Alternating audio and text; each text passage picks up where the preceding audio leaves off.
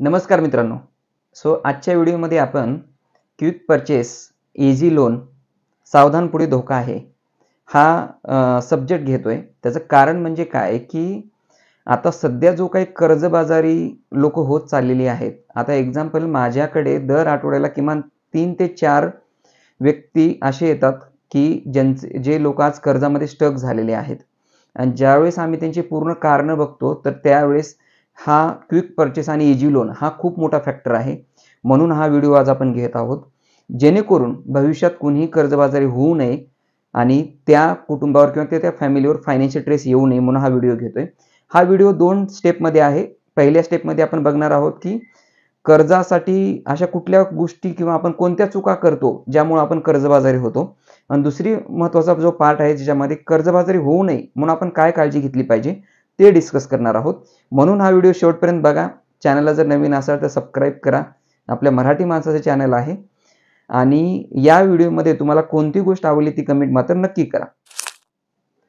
यामध्ये सर्वात महत्त्वाचं पहिलं रिझन काय, तर ज्यावेळेस एखादा व्यक्ती त्यांच्या आयुष्याला सुरुवात करतो, त्यावेळेस महत्त्वाची गोष्ट असते घर. पण आज जर बघितलं तर गरजेपेक्षा मोठं घर घेतलं जातं. म्हणजे ज्यावेळेस आम्ही फायनान्शियल प्लॅनिंग एखाद्या व्यक्तीचं स्टार्ट करतो, त्यावेळेस त्यांना विचारतो, तर त्यामध्ये असं लक्षात येतं, की त्या कुटुंबामध्ये 2च व्यक्ती राहतात आणि घर घेतलेलं असतं 3 BHK आणि 4 BHK. ज्याची किंमत येते 2.25 कोटी, 2.5 कोटी रुपये. त्यामध्ये आम्ही चेक केल्यावर लक्षात येते, की त्याचा EMIच सरासरी 1.5 लाखापासून ते पावणे 2 लाख रुपयापर्यंत EMI असतो आणि हसबंड वाईफ दोघांचं उत्पन्न असतं 2.5 लाख रुपये. आता एक लक्षात घ्या, जवळ-जवळ 70% अमाउंट जर EMIसाठीच गेली, एक सरासरी पुण्यातला खर्च 30,000 ते 40,000 रुपये दर महिन्याचा, म्हणजे झाले 2,10,000 रुपये. समजा कधी बाहेर ट्रॅव्हलिंग, शॉपिंग म्हणतात 15,000 ते 20,000 रुपये तो खर्च. मग सेव्हिंग किती होतीये? फक्त 20,000 रुपये. आणि अचानक जर समजा 5-10 लाख रुपयाची इमर्जन्सी आलीच आणि एखादी पर्सनल लोन घेतलं, तर इन्कम आणि एक्सपेन्स लेव्हलच होणार आहे. त्यासाठी सर्वात महत्त्वाचं काय, की जर तुम्ही नेहमी एक लक्षात ठेवलं पाहिजे, की घर घेतेवेळी तुमच्या उत्पन्नाच्या 50% पेक्षा जास्त EMI नसावा. म्हणजे सपोज जर या हसबंड वाईफ दोघांचं उत्पन्न जर 2.5 लाख रुपये असेल, तर 1.25 लाखापेक्षा जास्त EMIमध्ये अमाउंट टोटल नसावी. घर, कार, बाकी सर्व गोष्टी. तर व्यवस्थित आपल्याला पुढे लाईफ सर्व्हाइव्ह करता येतं. त्यामुळं घर घेतेवेळी तुमचा EMI 50% पेक्षा पुढे जास्त नको जायला, ह्याची काळजी घेऊनच तुम्ही घर घेतलं पाहिजे. यामध्ये दुसरं महत्त्वाचं रिझन आहे, घरासाठी केलं जाणारं फर्निचर. आज बऱ्याच वेळा जर एक्सपेन्सिव्ह एखाद्या व्यक्तीने फ्लॅट घेतला, तर त्या फ्लॅटसाठी 15, 20, 25 लाख रुपयापर्यंत फर्निचरला खर्च केला जातो. काही-काही ठिकाणी तर 40 लाख पण केला जातो. याचा सुद्धा आपण विचार करणं गरजेचं आहे, की खरंच 20 लाख, 25 लाख, 40 लाख रुपये फर्निचरसाठी वर्थ आहेत का? आणि त्याची गरज तेवढी आहे का? बरं, ते सुद्धा फर्निचर करतेवेळी ऑलरेडी जर 70% त्या व्यक्तीने कन्झ्युम केलेला असेल उत्पन्नाच्या लोनमध्ये, तर परत EMI काढला जातो फर्निचरसाठी आणि मग ते EMIचं बर्डन एवढं येतं, की पुढे अचानक काही इमर्जन्सी आलीच, तर त्या व्यक्तीकडे काही स्कोप राहत नाही. आणि बऱ्याच ठिकाणी ज्यावेळेस आम्ही बघतो सुद्धा, की त्या घरामध्ये सिमेंटच्या भिंतीच नसतात. पूर्ण चारी बाजूला कार्पेट आणि प्लायवूड दिसतं.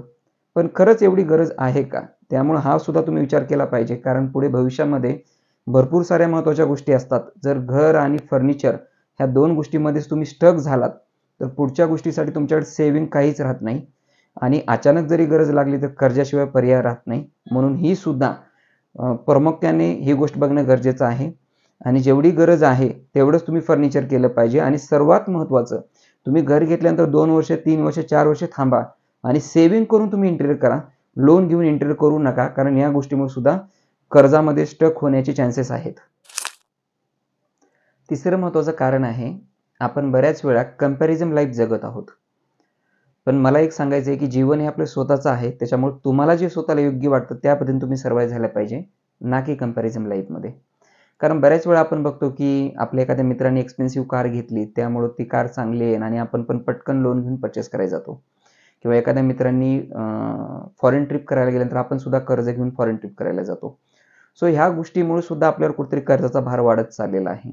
बऱ्याच वेळा आपण हे बघतो, की एखाद्या मित्राने जर तुमच्या कार घेतली असेल, तर त्यांनी कार घेतली 20 लाखाची. पण त्या व्यक्तीने EMIवर घेतली का सेव्हिंग करून घेतली हे आपल्याला माहिती नसतं.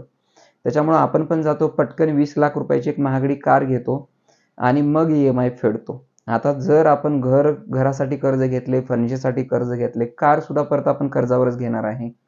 यामुळे होतं काय, तर कुठंतरी आपलं सेव्हिंगचं पोटेन्शियल कमी होत जातं आणि कर्जाचा भार वाढत जातो आणि या गोष्टीमुळे सुद्धा आपण कर्जबाजारी होतो. त्यामुळे ही सुद्धा गोष्ट घेतेवेळी किमान तुमच्याकडे कार घेण्यासाठी जोपर्यंत 50% डाउन पेमेंट होत नाही किंवा येणारा जो EMI आहे तो तुम्ही प्रॉपर कॅल्क्युलेट करा, की हा कारचा येणारा EMI आल्यानंतर सुद्धा तुमच्याकडे पैसे किती शिल्लक राहत आहेत आणि मगच डिसिजन घ्या, जेणेकरून तुम्हाला पुढे याचा त्रास होणार नाही. यामध्ये फोर्थ इम्पॉर्टंट रिझन आहे ते म्हणजे आज ट्रॅव्हल करण्यासाठी सुद्धा लोक कर्ज घेतात, क्रेडिट कार्ड वापरतात. पण लक्षात घ्या, आपण ट्रॅव्हल का करतो, तर आपल्याला आपलं दैनंदिन जे काही कामाचा ताणतणाव आहे तर यातून आपल्याला एक मानसिक शांती मिळावी किंवा थोडंसं चेंज व्हावं म्हणून आपण ट्रॅव्हल करत असतो. पण लक्षात घ्या, जर एखाद्या व्यक्तीने 2-2.5 लाख रुपयाचं क्रेडिट कार्ड स्वाईप करून तो फॉरेन ट्रिप करून येतोय आणि आल्यानंतर त्याचा EMI पे करतोय, तरी खरंच त्या व्यक्तीला शांती लाभणार आहे का? म्हणजे एक दिवस आपण शांती, पण दरवेळेस ते मनामध्ये धाकधूक असणार आहे की क्रेडिट कार्डचा EMI फेड करायचा आहे किंवा क्रेडिट कार्डची अमाऊंट वाढत चालली आहे. त्यावेळेस आपण त्याचा मिनिमम ड्यू भरतो किंवा पर्सनल लोन केलेला असेल तर त्या ठिकाणी सुद्धा आपण त्या पर्सनल लोनचा EMIची धास्ती दर महिन्यालाच असते. त्यापेक्षा जेवढी काही तुमच्याकडे अमाऊंट सेव्हिंग आहे, समजा तुमच्याकडे 40,000 रुपये सेव्हिंग आहेत, त्या 40,000 रुपयामध्ये बजेट कुठेतरी इंडियामध्ये ट्रॅव्हल होत असेल ते बघा, जेणेकरून तुम्हाला त्या ठिकाणी गेल्यानंतर शांती पण लाभेल आणि आल्यानंतर सुद्धा कुठलंही तुमच्याकडे EMIचं बर्डन नसेल. मित्रांनो, ही सुद्धा गोष्ट आज मेजर कारणीभूत होत चाललेली आहे. त्यामुळे मी एवढंच सांगू शकतो, जरी ट्रॅव्हल केलं तुम्ही तरी तुमच्याकडे जी सेव्हिंग आहे त्यातून ट्रॅव्हल करा, लोन करून ट्रॅव्हल करू नका, कारण ही गोष्ट सुद्धा कर्जाच्या ट्रॅपमध्ये अडकण्यासाठी मेजर कारणीभूत ठरत आहे. कर्जाच्या ट्रॅपमध्ये अडकण्याचं आणखी एक महत्त्वाचं कारण म्हणजे फिफ्थ इम्पॉर्टंट रिझन आहे की आपण ज्यावेळेस शॉपिंग करतो किंवा काही गोष्टी परचेस करतो त्यावेळेस क्रेडिट कार्ड यूज करणं. लक्षात घ्या, ज्यावेळेस आपण आपल्या सेव्हिंगचे पैसे खर्च करून शॉपिंग करण्यासाठी जातो त्यावेळेस आपल्याला माहिती असतं की यावेळेस आपलं शॉपिंगचं बजेट आहे 4,000 ते 5,000 रुपये. पण ज्यावेळेस तुमच्याकडे क्रेडिट कार्ड असेल त्यावेळेस हेच तुमचं बजेट नकळतपणे 9,000 ते 10,000 रुपये जातं. आणि असं जर आपण महिन्यातून 3-4 वेळा शॉपिंग करत असेल तर जिथे तुमचं बजेट एक 14,000 ते 15,000 रुपयाचं होतं तेच बजेट तुमचं 30,000 ते 35,000 पर्यंत जातं आणि कळत नाही की पैसे कुठे गेले आणि हळूहळू मग एका क्रेडिट कार्डचा ड्यू वाढत जातो. तो क्लिअर करण्यासाठी आपण दुसरे क्रेडिट कार्ड घेतो, तिसरं घेतो आणि लोकांकडे 4-4, 5-5 क्रेडिट कार्ड वापरली जातात. त्यामुळे मित्रांनो, ही सुद्धा गोष्ट आपण अवॉइड केली पाहिजे. जेवढी आपल्या कुटुंबाची गरज आहे तेवढ्याच गोष्टीचे आपण कार्ड न वापरता आपल्या सेव्हिंगमधनं त्या गोष्टी परचेस केल्या पाहिजे, जेणेकरून अनावश्यक खर्च होणार नाही. कारण क्रेडिट कार्डमध्ये एक गोष्ट असते की तुम्हाला लगेच पैसे द्यायचे नसतात, म्हणून आपण ते जास्त परचेस करतो आणि ज्यावेळेस पैसे द्यायची वेळ येते त्यावेळेस मात्र आपल्याकडे EMIच्या अडचणीमुळे काही वेळा मिनिमम ड्यूला सुद्धा जावं लागतं आणि त्याचा इंटरेस्ट वर्षाला 36%, 40%, 45% जातो. त्यामुळे ही पण गोष्ट लक्षात घ्या, ही मेजर कारणीभूत ठरते कर्जामध्ये स्टक होण्याची. यामध्ये 6 इम्पॉर्टंट रिझन आहे आणखी एक, की हे सर्व कर्ज फेडण्यासाठी एक साईड इन्कम म्हणून आजकाल स्टॉक मार्केटला इंट्राडेचा ऑप्शन चूज केला जातो. बरं, त्यामध्ये पण काय होतं की सुरुवातीला काही पैसे येतात, मग त्यानंतर असं वाटतं की आपण हे आणखी जास्त प्रमाणात इंट्राडे करून पैसे कमवू शकतो आणि मग आलेल्या पैशामधून कर्ज नील करू शकतो. मग यासाठी बऱ्याच वेळा पर्सनल लोन लोक घेतात. मग होतं काय की एकदा पर्सनल लोन झाल्यानंतर ते परत लॉसमध्ये जातं. समजा जर 25,000चा लॉस झाला तर आपण म्हणतो की नाही आता पुढच्या वेळेस रिकवर करू, तोपर्यंत 50,000 होतो. 50,000चा झाला की तो 1 लाख होतो. 1 लाखाचा लॉस रिकवर करण्यासाठी पुढे 5 लाख पर्यंत गेलेले कळत नाहीत आणि मग माणूस फक्त त्याच धावपळीमध्ये असतो की माझा झालेला लॉस मी रिकवर करणार. आणि असे करत करत मित्रांनो, माझ्याकडे काही उदाहरण 25, 40, 50 लाख रुपये सुद्धा लोकांनी स्टक केलेले आहेत. आणि त्यामध्ये हे सर्व झाल्यानंतर लोक क्लायंट हे आमच्याकडे येतात आणि मग सांगतात, तर त्यावेळेस त्यांचं उत्पन्न असतं 2.5 लाख रुपये आणि महिन्याचा खर्च असतो 3 आणि 3.25 लाख रुपये. मग यामध्ये बऱ्याचशा गोष्टी येतात, जसं गरज लागली की नातेवाईकाकडनं, मित्रांकडनं, शेजाऱ्याकडनं पैसे घेणं, त्यांचे वेळेवर पैसे न जाणं, EMI न गेल्याने सिबिल रेकॉर्ड आपलं खराब होणं, या सर्वच गोष्टींमध्ये आपण अडकत जातो आणि मग यातून बऱ्याच वेळा बाहेर पडायला खूप डिफिकल्टी होतं. त्यामुळं ही सुद्धा ट्रेडिंगची गोष्ट जी आहे ते सुद्धा तुम्ही थोडीशी अवॉइड केली पाहिजे किंवा एवढीच अमाऊंट केली पाहिजे की जेणेकरून त्याचा लॉस जरी झाला तर तुमच्या कुठल्याही पर्सनल लाईफवर इम्पॅक्ट होणार नाही. आणि सर्वात महत्त्वाची गोष्ट, जर समजा तुम्हाला या कर्जामधून बाहेर पडायचं असेल तर तुम्ही कुठल्याही एका फायनान्शियल कन्सल्टंटचा सल्ला घ्या. म्हणजे त्याच वेळी तुम्हाला ते राईट डिसिजन करून तेवढ्याच कर्जातून बाहेर पडतात. तुम्ही तुमच्या पद्धतीने जर त्याला ऑन ट्रॅक करून कर्ज वाढत गेलात तर तिथे बऱ्याच गोष्टी आपल्याला कन्फ्युजन होऊ शकतात आणि त्या कर्जाचा भार दिवसेंदिवस वाढतच जाणार आहे. या व्हिडिओमधला शेवटचा भाग आणि सर्वात महत्त्वाचा म्हणजे कर्जाच्या ट्रॅपमध्ये आपण अडकू नये म्हणून आपण काय काळजी घेतली पाहिजे ते आपण डिस्कस करणार आहोत. नंबर 1, आज तुमचा जो काही तुम्ही लोन घ्याल त्याचा EMI तुमच्या महिन्याच्या उत्पन्नाच्या 50% पेक्षा जास्त नसावा, फार फार तर 60%. पण तुम्ही 70-80% जर पर्सेंटेजमध्ये जात असाल तर लक्षात घ्या कर्जामध्ये स्टक होणार आहे फ्युचरमध्ये. नंबर 2 भाग, सुरुवातीच्या काळामध्ये तुमच्याकडे एनी टाईम 6 मंथचा बॅकअप पाहिजे. उदाहरणार्थ एक्झाम्पल, जर तुमचा महिन्याचा खर्च इन्क्लुडिंग EMI 1.5 लाख रुपये असेल तर 9 लाख रुपयाचा बॅकअप एनी टाईम पाहिजे. इन केस जर कधी जॉब लॉस झालाच तर त्या काळामध्ये तुम्हाला त्या बॅकअप फंडमधून पैसे वापरता येईल.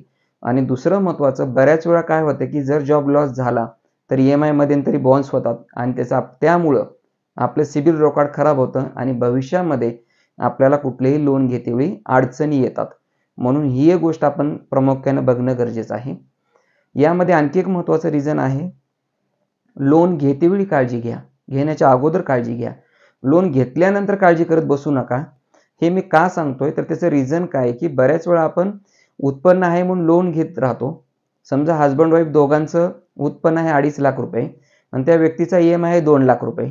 चुकून जर एखाद्या व्यक्तीचा जॉब लॉस झालाच तर त्या व्यक्तीला 1.25 लाख येणार आहे तर जाणार आहेत 2.25 लाख रुपये. वरचे 50,000 रुपये कसे फेडणार दर महिन्याला? तो व्यक्ती क्रेडिट कार्डच वापरणार आणि मग परत इथं आपण स्टक होऊ शकतो. म्हणून ह्या गोष्टीची काळजी घ्या.